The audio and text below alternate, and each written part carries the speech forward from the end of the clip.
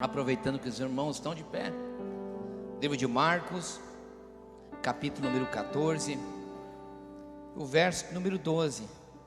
Quero falar hoje um tema que está aqui atrás no nosso projetor, a ceia do Senhor, e hoje um dia também tão especial, que é a Páscoa.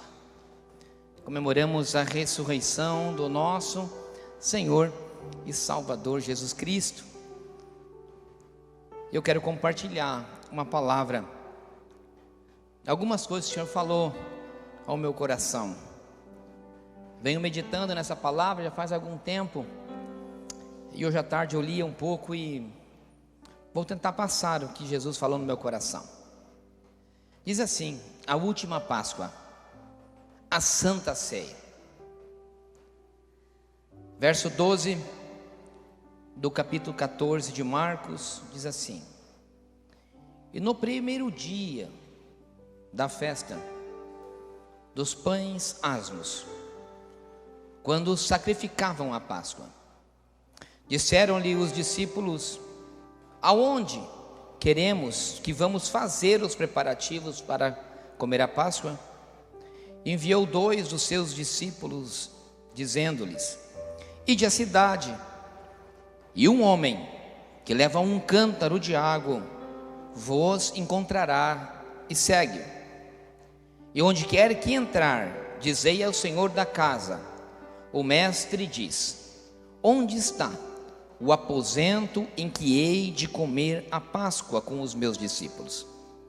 E ele vos mostrará um grande cenáculo, mobiliado e preparado. Preparai ali. E saindo seus discípulos foram à cidade e acharam como lhes tinha dito, e prepararam a Páscoa. Chegada a tarde foi com os 12, e quando estavam assentados a comer, disse: em verdade vos digo que um de vós que comigo come há de me trair. E eles começaram a entristecer-se e disseram-lhe um ao outro: porventura sou eu, Senhor? E o outro: porventura sou eu, Senhor? Mas ele respondendo disse: é um dos 12 que mete comigo a mão no prato. Na verdade, o Filho do Homem vai, como dele está escrito. Mas ai daquele homem por quem o Filho do Homem é traído. Bom seria para tal homem não haver nascido. E comendo eles, tomou Jesus o pão, e abençoando-o partiu, e dando-lhe graças, disse: tomai e comei, isto é o meu corpo. E tomando o cálice e dando graças, deu-lhe a todos, e beberam com ele. E disse-lhe: isto é o meu sangue, o sangue do Novo Testamento, que por muitos é derramado. Em verdade vos digo que não beberei mais do fruto da vide, até aquele dia em que o beber novo no reino dos céus. E tendo cantado um hino, saíram para o monte das oliveiras. Pode sentar, queridos. A gente está muito feliz realmente em poder estar aqui novamente com culto presencial. No domingo passado, no ato profético que fizemos, assim como o pastor comentou, foi algo tremendo. Não vou comentar aqui, senão demoraria um pouquinho, tomaria o tempo desse ato que é tão importante hoje, que temos que celebrar a ceia. Mas é importante dizer que uma das coisas que nós muito oramos, intercedemos pela cidade, foi para que Deus fizesse algo para que nós começássemos os cultos novamente. Inclusive os pastores lembram que nós fizemos uma reunião entre os pastores e falamos: olha, se até essa semana Deus não fizer algo para que nós possamos voltar aos cultos, nós vamos fazer os cultos de sábado durante a semana, porque não tem, irmãos, nada vai substituir a presença, a comunhão em volta de uma mesa. Todos nós somos irmãos, vocês fazem parte da nossa vida. Não só digo isso como pastor, eu digo isso nós como membros de uma igreja. É importante que você congregue. a presença de todos nós juntos nos completa. Nós fazemos parte de um mesmo corpo, que é o corpo de Cristo. E uma das grandes estratégias que o diabo teve nesses últimos tempos foi de nos afastar. E o impedimento dos cultos, não estou falando de política, nós entendemos da importância que o isolamento é para a decadência do vírus.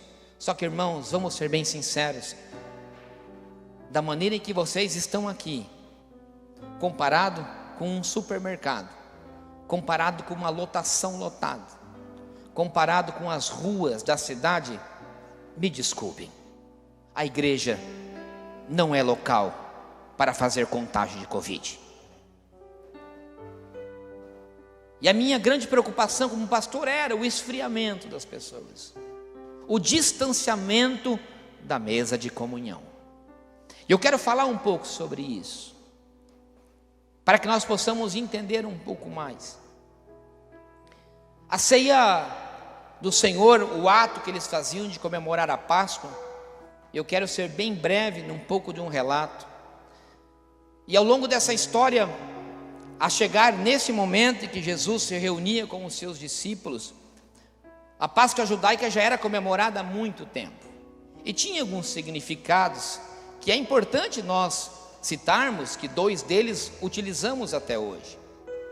Os judeus, eles sempre comemoraram a libertação do seu aprisionamento, da sua escravidão do Egito, comemorando a Páscoa, porque a Páscoa, no seu nome e significado mais preciso e o mais grandioso de todos que existe, seria a prioridade da libertação que o povo judeu teve, através da morte do Cordeiro, do sangue expiatório passado pelos umbrais das portas, decretando que o anjo da morte não tomasse a vida daqueles que tinham o sangue. E assim, a morte de todos os primogênitos, incluindo a do filho do faraó, fez com que houvesse a libertação daquele povo. Então eles saem às pressas do Egito. Deus dá ordem, matam um cordeiro, e vocês sabem que esse significado teológico, no fundo, é o sangue do nosso Senhor Jesus Cristo que traz a libertação. Mas não é isso que eu quero dizer. Eles saem do Egito e passam a obedecer algumas ordenanças do Senhor. Em cima da mesa que comemorava a Páscoa, e nisso se incluía a mesa em que o Senhor preparava para os seus discípulos, nessa passagem de Marcos em que nós lemos, existiam 4 elementos principais. O primeiro, que nós lemos no começo dessa passagem, ele dizia: nos dias em que antecedia a Páscoa e se comemorava a festa dos pães asmos.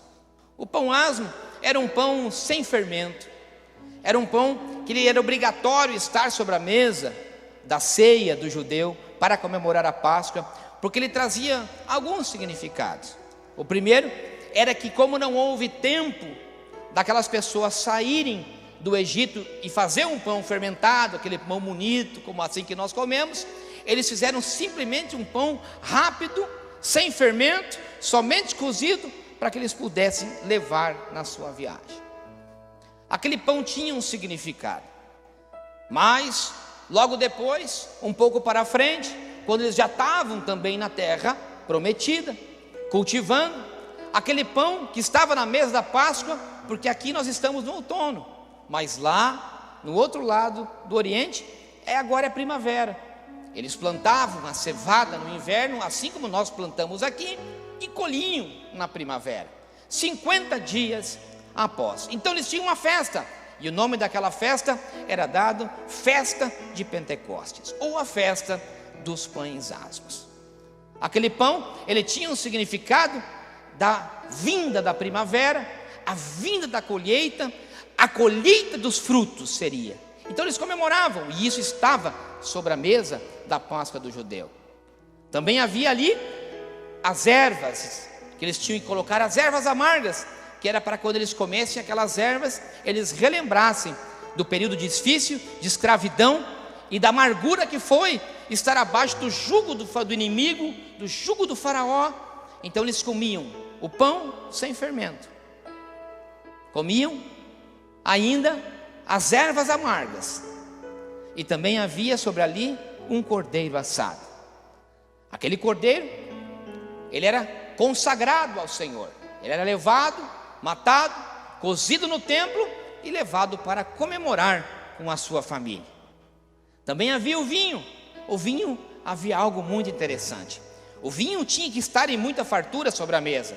Tinha que haver 4 copas para cada um tomar, mais uma que estava vazia, depois enchida, que não era bebida, mas que era dada para aqueles que sempre eles esperaram, que era o Messias, e até hoje eles comemoram assim.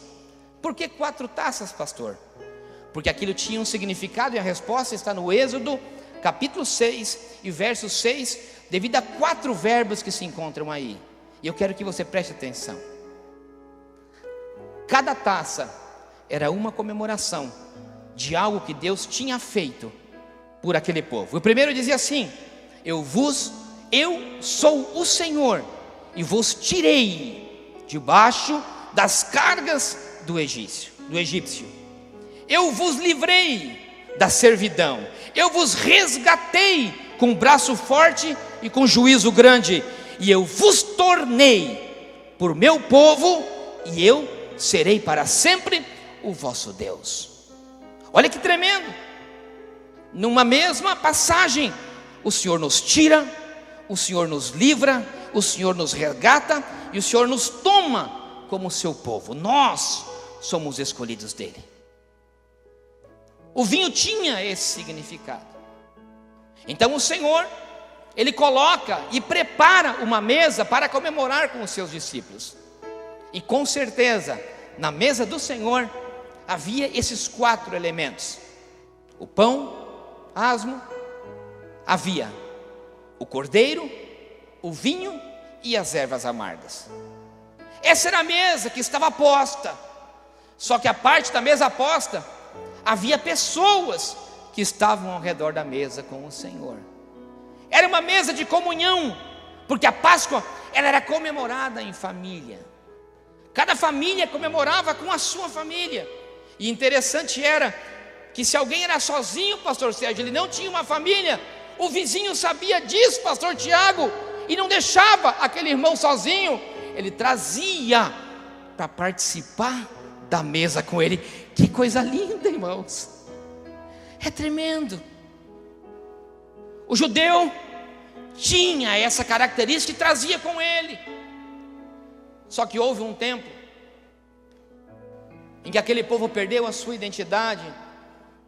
E para nós entendermos mais a preciosidade do nosso Jesus, nós temos que voltar um pouco na história, no período intertestamentário, naqueles 400 anos em que nós não temos registros.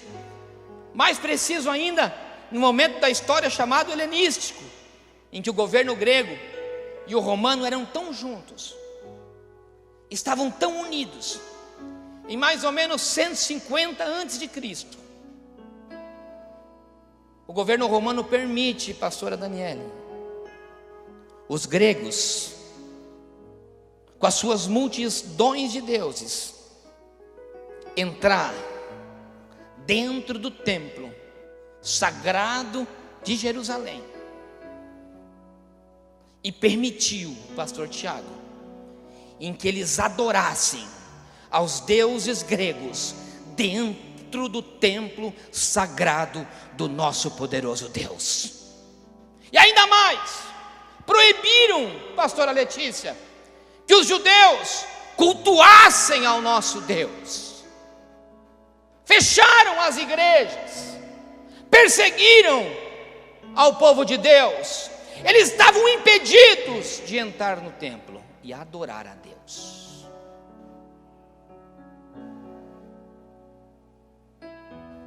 Mas como sempre, na história, tem pessoas que não se conformam com os decretos do governo. Alexandre o Grande, que era o mesmo que ainda imperava, ele faz um decreto de que todo aquele que quisesse adorar a Deus seria crucificado, e houve matanças em massa de judeus.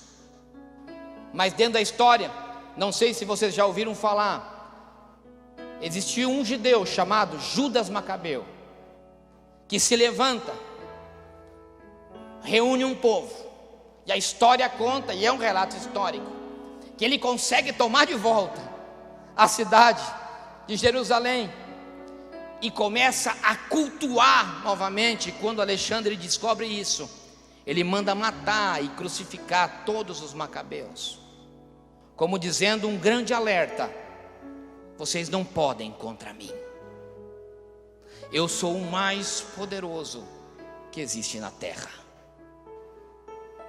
Mata e crucifica aqueles que queriam adorar ao Deus verdadeiro.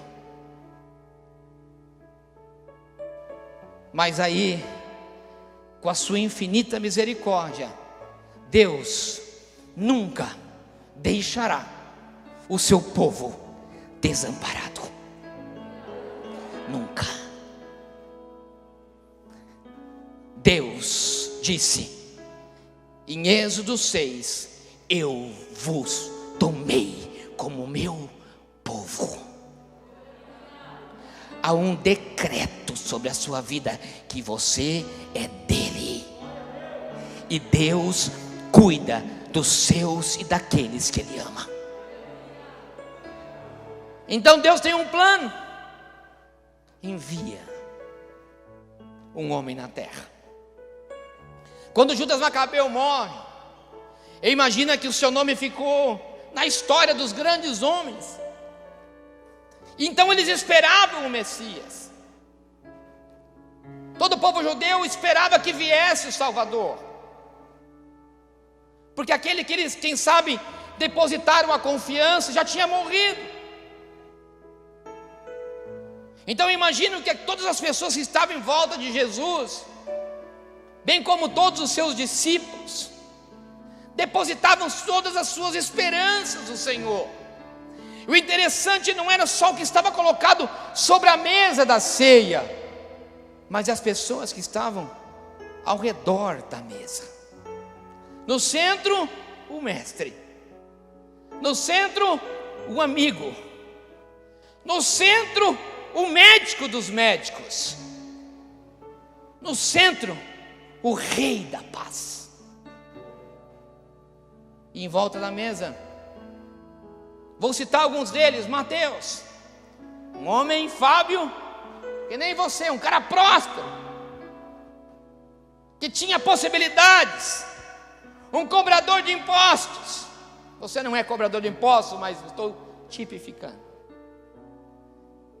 E que quando conhece Jesus, ele toma uma decisão e diz assim: a minha empresa não é nada, o que eu ganho não é nada, eu vou deixar tudo e vou seguir a esse homem, porque o que ele tem a me oferecer, o dinheiro não tem para me oferecer. Mas também tinha sobre a mesa, sentado, quem sabe um outro, o Pedro, o Pedrão, o cara que é o líder nato, sangue na veia, vai para cima de tudo, aquele cara que era capaz de morrer pelo mestre, mas que em outro tempo tinha os seus altos e baixos. Aquele homem que era líder, o próprio Jesus disse: sai perto de mim, Satanás. O homem inconstante, que um dia estava com a sua fé aqui em cima, e outro dia com ela aqui embaixo, mas encontrava o seu fortalecimento naquele que tinha todo o poder sobre o céu e a terra, e ele sabia quem era o seu mestre. Mas também tinha em volta da mesa aquele outro, João, aquele que amava a Jesus. Tem pessoas que amam a Jesus, pastor Sérgio. Tem pessoas que não se impõem, não pregam, não louvam, não desempenham nada no ministério, mas dentro do seu coração tem um amor tão grande por esse Deus, que choram, que amam, que não voltam para trás. Em volta daquela mesa também, quem sabe, tinha alguém como Felipe, que para o Senhor Jesus era aquele braço amigo, pastor Carlos. Era alguém em que se pode confiar. Felipe era um cara constante. Imagino que ele era aquele cara que as pessoas podiam chegar ao seu redor, o seu próprio Jesus mesmo, chorar suas mágoas, que ele não ia bater com a língua dos dentes, e o que ele disse não estaria logo nas redes sociais. Era aquela pessoa de confiança, em que Jesus confiava nele, e que ele confiava em Jesus. Mas também à mesa, quem sabe, existia um Tiago, o Jacobo.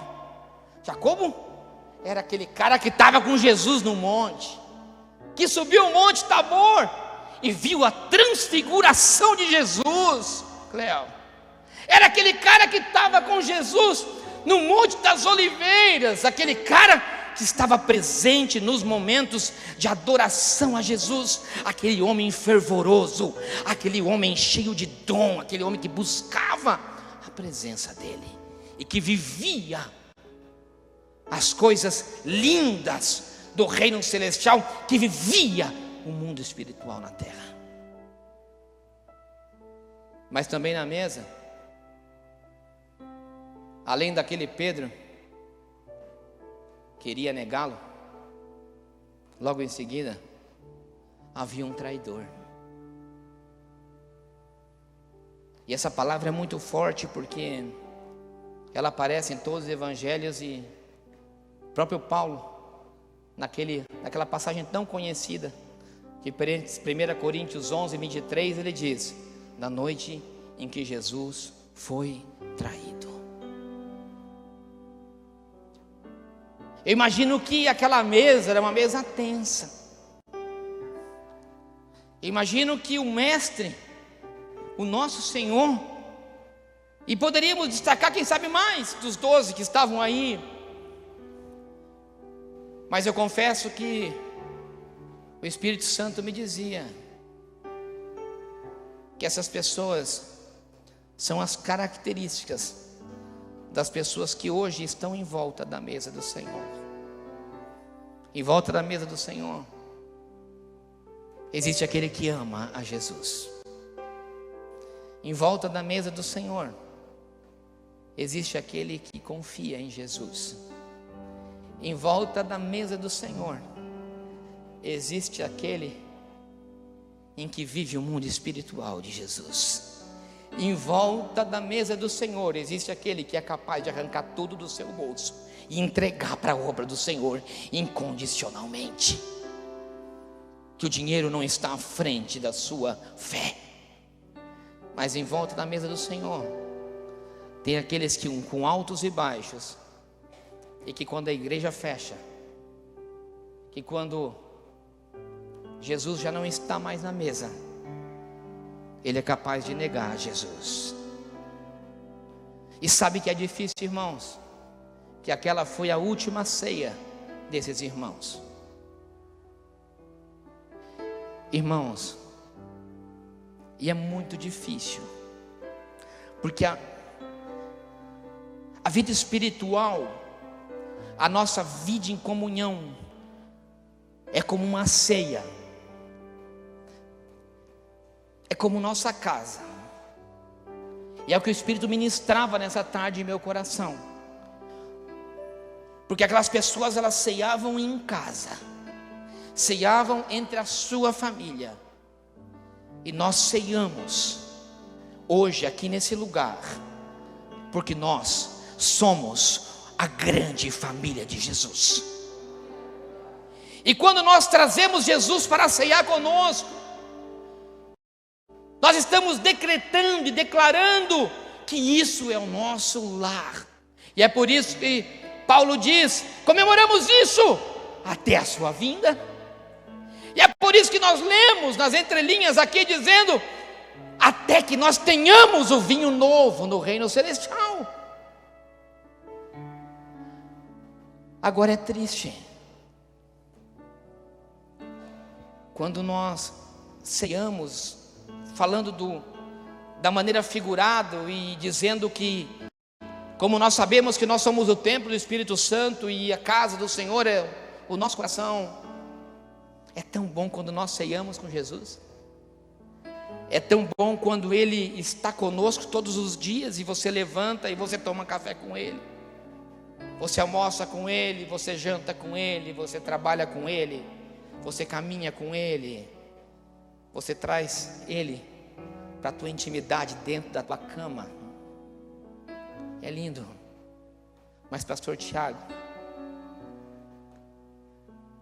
e se nós voltarmos para a sexta-feira em que nós lemos a passagem, o triste não é a sexta-feira enquanto Jesus está na mesa, o difícil é nós lidarmos com os sábados de aleluia da nossa vida, em que Jesus não está mais na ceia.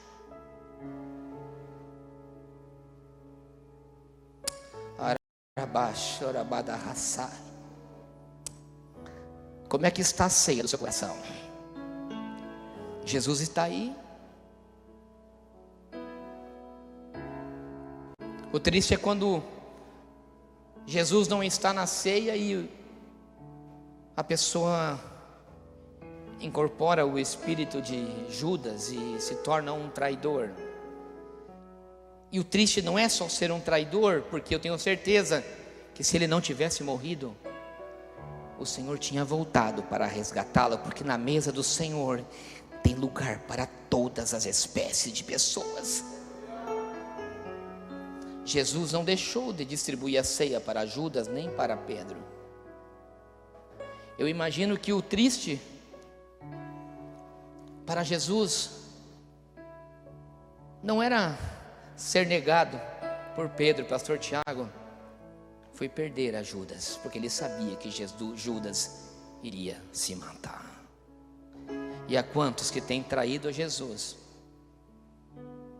e têm morrido, têm decretado a sua morte e que não consegue voltar mais para trás. Há quantos que são Pedro, que quando Jesus já não está mais na mesa, nega. Há quantos que não tem mais Jesus para ceiar? Há quantos que já não tem mais a presença do Mestre, aquele que ensina com a sua palavra?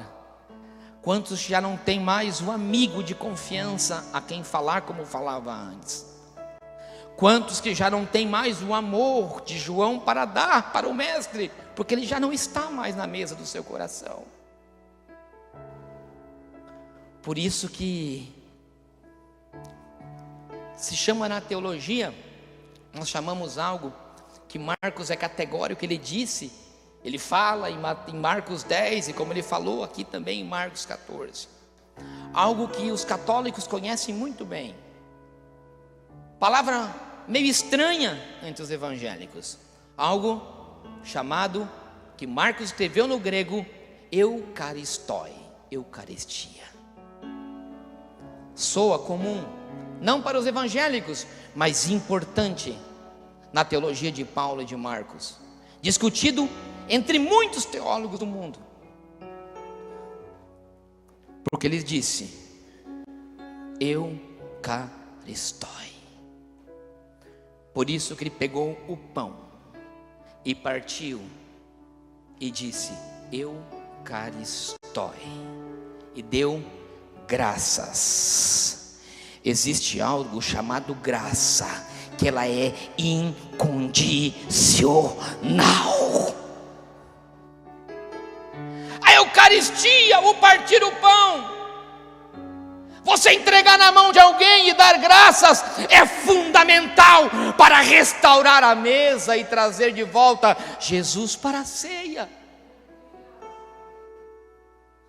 A mesa da comunhão e da graça. O tremendo é que o que Paulo fala em 1 Coríntios capítulo 5 é tremendo. Porque o judeu, quando ele ia celebrar a ceia, pastor Sérgio, Ele tinha que limpar todos os utensílios, todos. Não poderia ter nada de fermento. Tudo. Eles limpavam tudo. E se tinha algum objeto que tinha usado com um pouco de fermento, eles tinham que tirar para fora, porque nada poderia se contaminar, para quando eles colocassem os pães ázimos sobre a mesa, que tinham um significado de pureza, de uma grande colheita, a bênção do fruto da plantação do trigo e da cevada sobre a mesa da comunhão que fazia o pão. Paulo diz em 1 Coríntios, eu li nessa tarde, é tremendo, escute o que eu vou lhe dizer agora, irmão, faça um parêntese no que eu lhe digo. Olha o que Paulo escreve, ele diz assim: limpai-vos o velho fermento, para que sejais uma nova massa, porque Cristo, a nossa Páscoa, façamos festa com os pães ázimos da sinceridade, da verdade. Paulo está dizendo: ei, se limpa de todos os conceitos que você tinha do passado, se limpa de todas as impurezas, dos fermentos, daquilo que poluía a tua massa e te contaminava. Ele diz: joga tudo para fora e faz uma massa nova, sem fermento, porque Cristo é a sua Páscoa.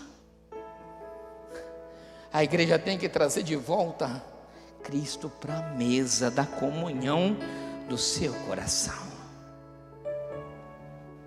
Mas pode ser que assim como Pentecostes vem de 50,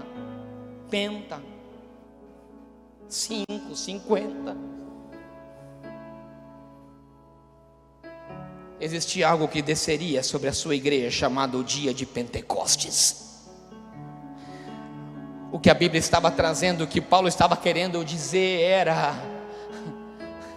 pode ser que o seu inverno tenha sido muito longo, pode ser que o seu inverno tenha sido muito frio, pode ser que o teu inverno tenha sido negro, ei, mas existe uma primavera de ressurreição e Pentecostes, que é o nosso Jesus Cristo ressuscitado, que desce com a sua graça, com o seu Espírito novo, que vai fazer reviver, vai ter alegria da primavera sobre você, e as coisas vão fazer o quê? Porque o que acontece na primavera? Aquilo que está morto começa a brotar.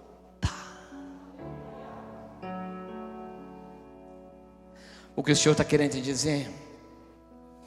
Volta a trazer a Jesus para a mesa. Volta a trazer a Jesus para a mesa do teu coração. Deixa Jesus. Faz quanto tempo, irmão, que você não lavra a terra do seu coração para que a semente volte a nascer? Faz quanto tempo que você não rega com as águas da adoração e do Espírito, e que do sacrifício vivo do verdadeiro Cordeiro dentro da horta da sua vida? Quem sabe você não colhe porque você não planta os frutos espirituais. E volte a plantar. Ele está na mesa hoje, dizendo para ti: a Eucaristia, o partir o pão, a graça ela é sobre vocês, e Ele está aqui hoje e te quer de volta. Quem sabe passamos por um período, assim como passou Macabeu, em que não podíamos cultuar, não podíamos estar em volta da mesa, não podíamos ter o ombro amigo, porque nós não somos iguais uns aos outros, mas nós nos amamos em Cristo Jesus, e o amor dele em cada coração, ele transforma multidões de pecados em curas divinas. E que nós façamos de hoje um dia de cura para a sua alma. O Espírito Santo me dizia: seja como Jacob, sobe ao monte de volta com Jesus. Seja como João, ame ao Senhor na mesa. Seja como Pedro, com seus altos e baixos, mas ele te diz assim hoje: volta de novo, porque o projeto sobre a tua vida é grande para o futuro.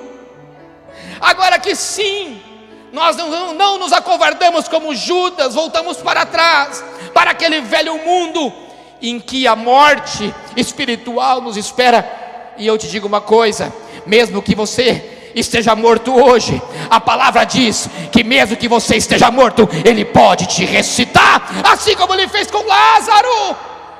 A única coisa que você tem que ter é a voltar a acreditar. Por isso eu quero que você volte a acreditar, porque Ele está na mesa. E é por isso que Paulo disse: comemoramos a sua vinda até que Ele venha. Ele é a nossa Páscoa. Ele está sobre a mesa. Sobre essa mesa existe o pão. E é assim como Paulo disse: Jesus foi sincero contigo. Jesus, Ele foi verdadeiro contigo. Ele é a sua Páscoa. Todas as vezes que comerdes desse pão e tomar desse cálice, comemore a morte e a ressurreição dele até que ele venha. Todos os dias transforme da mesa da sua casa uma Páscoa. Traga para a mesa da sua casa Jesus. Traga para a mesa do teu escritório Jesus. Ei, levita, traga para o teu instrumento Jesus.